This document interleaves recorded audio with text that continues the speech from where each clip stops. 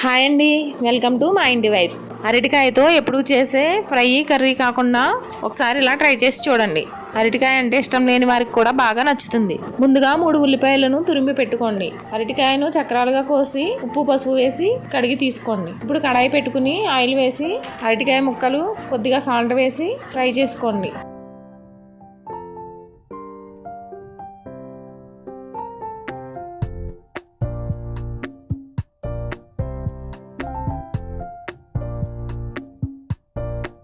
అరటికాయ ముక్కలు light gold colour వచ్చేంత వరకు వేయించుకుని వేరొక బౌల్లోకి తీసి పెట్టుకోండి.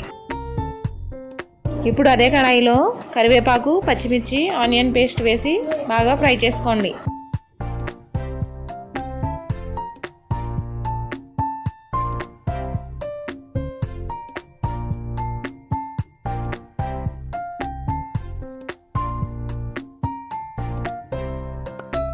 ఆనియన్ పేస్ట్ ఎంత బాగా ఫ్రై చేసుకుంటే టేస్ట్ అంత బాగుంటుందండి.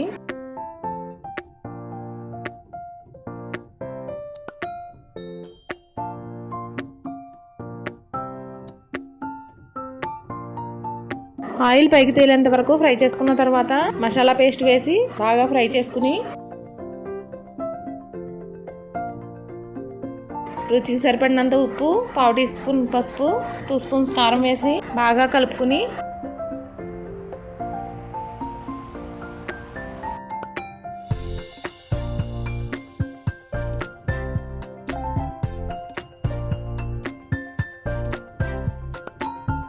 ముందుగా ఫ్రై చేసి పెట్టుకున్న అరటికాయ ముక్కలు వేసి 2 నిమిషాల పాటు ఫ్రై చేసుకోండి.